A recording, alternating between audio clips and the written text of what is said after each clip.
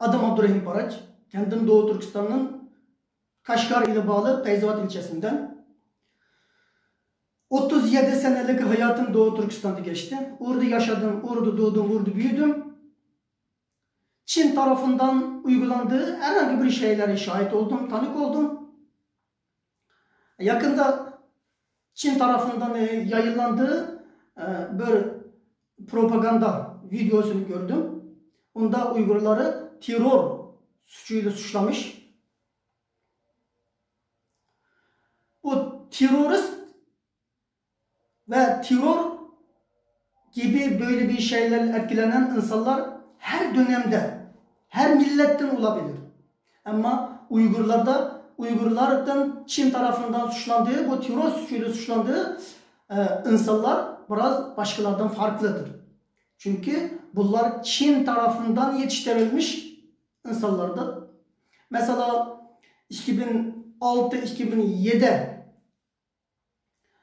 senelerinden itibaren Çin'de bu namaz, oruç, halal haram gibi şeyler yasaklanmış bir dönemde. Afganistan'daki Özbekistan İslami Hareketi ile bağlı çok sayıda video yani cihat, hicretle ilgili çok sayıda video ve medya propagandaları o kadar geniş bir şekilde satılmaya başladı. İnsanlar kalabalık yerlerde ve cami, mescit önlerinde satılmaya başladı. Bunu ne Çin polisleri ne bu Çin'in o kadar küçük şeyleri görebilen insanları bunu görmezden gelmeye başladı.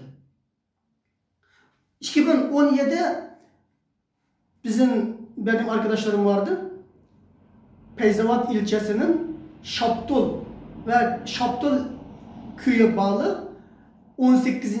mahallesinden olan Ali Mehmet, Abdurrahim Mehmet bunlar kardeş ve Tusuncan ve Koğan ile bağlı Musacan, Abla Ahad gibi benim tanıdığım gençler sadece birbiriyle namaz öğretmeye, din hakkında konuştuğu için bunlar 10 seneli, 15 seneli Musacan isimli kardeşim 20 seneli hapse atıldı.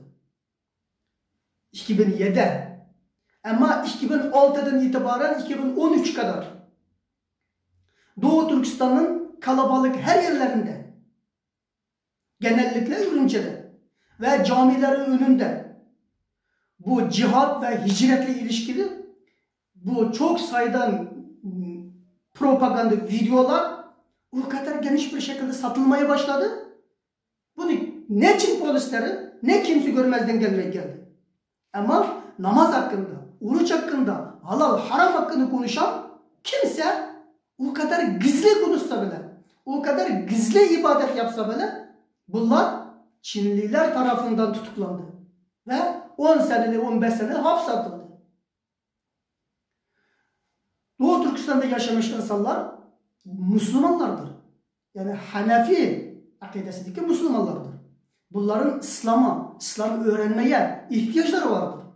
Ama İslam'ı öğrenmek için bu İslam'ı tanıtan namaz, oruç, halal haram hakkında kitaplar, videolar burada yasaklanmışsa ama hicret, cihatla ilişkili o kadar videolar, propagandalar Afganistan'dan Hasan Mahsum ve Özbekistan İslami Hareketi'ne ilişkili bu videolar o kadar bir kolay bir şekilde Doğu Türkistan'da yayınlansa, bu satılsa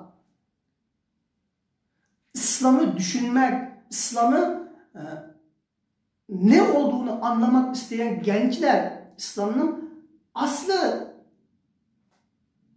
İslam'ı öğreten asıl şeylerden, kaynaklardan bu Çin tarafından yasaklandığı için bunları bulamazsa bunların önüne çıkan, bunlara karşı karşıya gelen şey sadece Çinliler tarafından gizli bir şekilde izin verilmiş olan hicret, cihatla ilişkili Afganistan ve Suriye'ye çağırmış olan bu videolar ise o zaman bu gençler bu etkilenir bundan. Bu normal bir şeydir. O zaman sonra 2013-2014'ten sonra bu Çin Doğu kapsamı geniş bir şekilde gizlice açtı. 10 binlerce Uygur Çin tarafından zulüm gören, 5 sene, 3 sene, 10 sene hapiste gören ya da 1 ay, 2 ay hapiste kalan Çinler tarafından o kadar işkenceler alınmış gençler demek 10-20 bin insan kaçtı Doğu tarafından. Sonra 2014'ten sonra Çin bu Suriye ve Afganistan'da olan çok az sayıdaki Uygurları dünyayı göstererek bakın Uygurlar bu teröristtir. Biz bu teröristlere eğitim vermek için bu kampları kurduk. Bunlar ceza kampları değildir.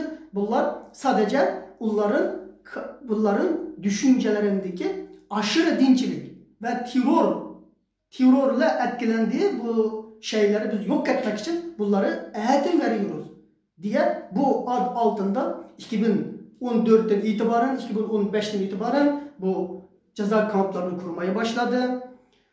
Resmi belgelere göre şimdi 5 milyon civarında Uygur bu ceza kamplarında tutulmaktadır. Onların ne durumda olduğunu kimse bilmez.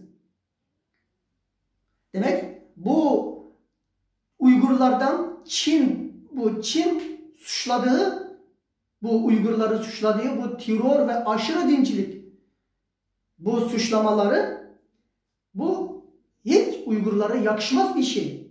Eğer Uygurlarda öyle bir aşırı dinçilik insanları var denirse de bunlar sadece Çinliler tarafından yetiştirilmiş çok az sayıdaki insanlardır, vardır. Ama bunun sorumlusu mutlaka bu Çin'dir. Bunun nedeni Çin'dir.